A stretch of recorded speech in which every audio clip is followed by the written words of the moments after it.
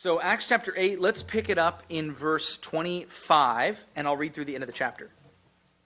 Now, when they had testified and spoken the word of the Lord, they remember they're in Samaria, Philip and the apostles, and they returned to Jerusalem, preaching the gospel to many villages of the Samaritans.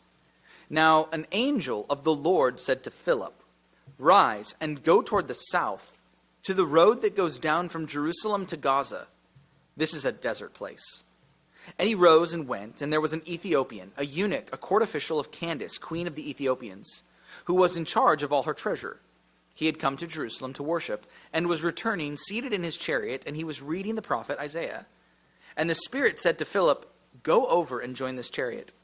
So Philip ran to him and heard him reading Isaiah the prophet, and asked him, "Do you understand what you are reading?"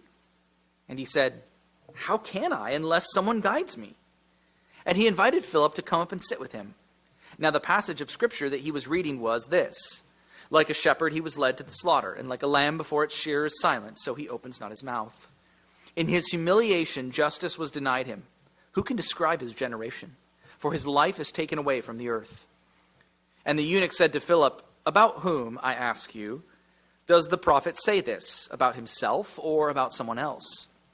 Then Philip opened his mouth, and beginning with this scripture, he told him the good news about Jesus.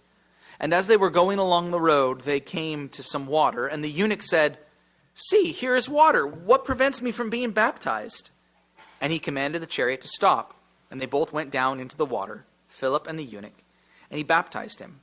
And when they came up out of the water, the Spirit of the Lord carried Philip away, and the eunuch saw him no more, and went on his way rejoicing. But Philip found himself at Azotus.